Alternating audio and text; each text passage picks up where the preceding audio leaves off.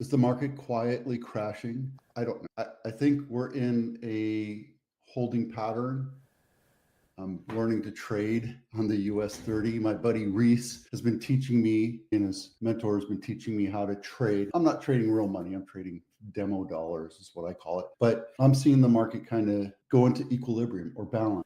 This guy, his name escapes me now, but it's the National Real Estate Post. He's a lender up in Vallejo. He's an amazingly smart guy, and he talks about what's going on in the market. So, like Ryan Lundquist, who's my stats muse, this guy does great stats as well, sharing all the information I gather. But for me, I think it's smart for me to bring this to you so that you have a quick down and dirty of what they're saying. So what they're saying is across the US, we're seeing a recession, right?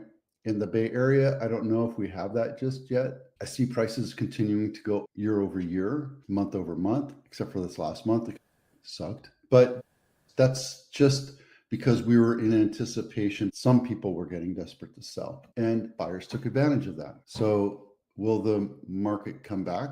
Depends. I know a lot of people that are unemployed right now. I know a lot of people that are fearful that they might lose their jobs. Does that mean that we're going to see a crash? Does that mean that the real estate market will trigger the crash? No, I think the automotive market is going to be the downfall of this market. And we're going to start seeing news articles about shadow inventory of repossessions on the mainstream news. Now, right now, we're seeing it on streams, on shorts, on different, Crash Bros videos and things like that. I don't think we're going to see it for another couple of weeks or a couple months. The house of cards that we're built on, automotive, housing, military, defense, healthcare, GDP, I think we're all stacked up on a house of cards. And if that falls, one thing falls, I think the whole house will fall. It could come from China, right? That could bring down the entire global economy, which could hurt a lot of people. So housing, I don't know if that's a great place to be if you think you want to hedge your money and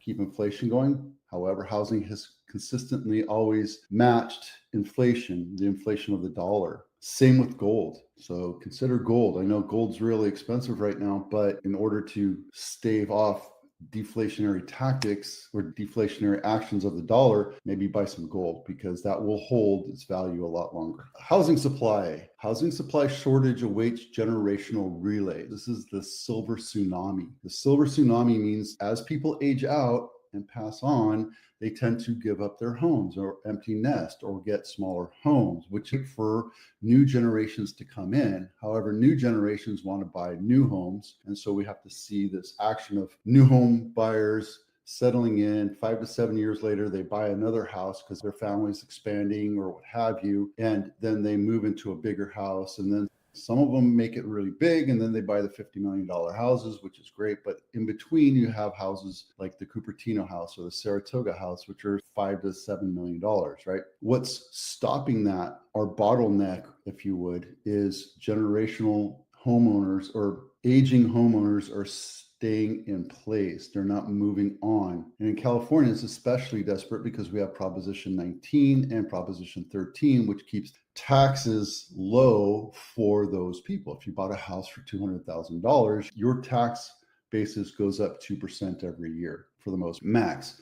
Outside in Texas and other different states, we don't have those protections. So if you bought a house for $50,000, $70,000, $100,000, and now it's worth $500,000, you're paying taxes on $500,000. That's just the way it is. That's why Florida and Texas are piping up about getting rid of property tax because they think it's unconstitutional or unfair or whatever. It's for the generational, the older folks that are no longer generating income and they're resting on their savings and their retirement to get them through the rest of their lives. And when taxes do that, it kind of forces them to empty nest and get out and get into an apartment or a smaller condo or something because they don't really need to be in a larger house. This article talks about that going into opening up the supply chain, opening up the next generational homes or the next step, not necessarily first-time homebuyer homes, but the next step, the next home for you to buy as you move on. You want to buy a nicer house. In 2020, 2021, you bought the house that you could afford or could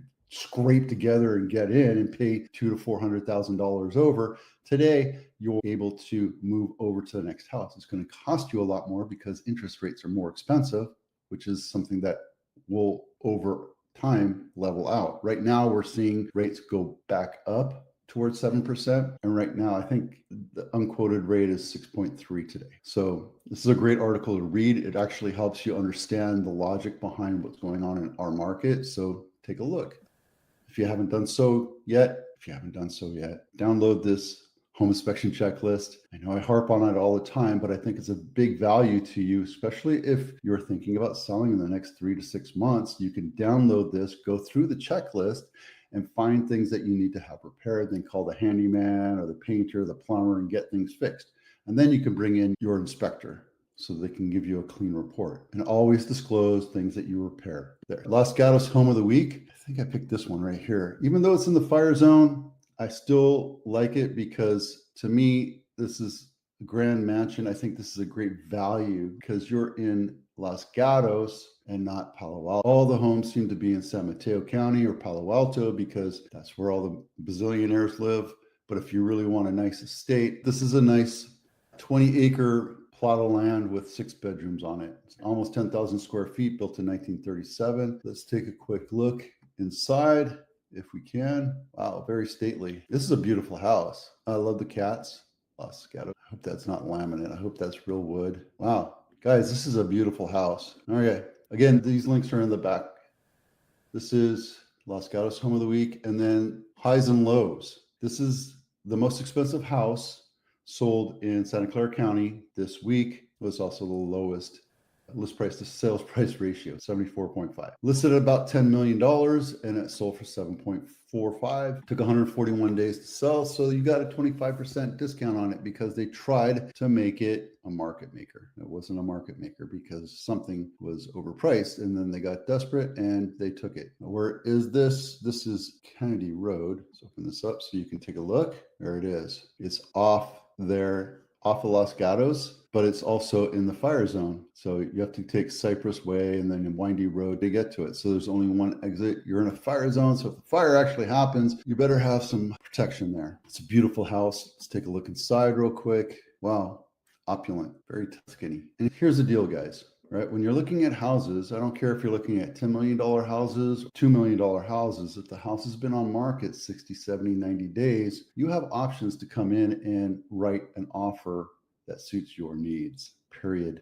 If the house is overpriced, you should be asking for discounts and concessions. This is a beautiful house. In a regular market, this probably could have sold at 10 million, but the market's contracting, and that's where we are right now. Let's take a look at this one. This is the highest list price to sales price ratio, Summerhill Ave in Los Altos, listed at 3, sold for 4.8.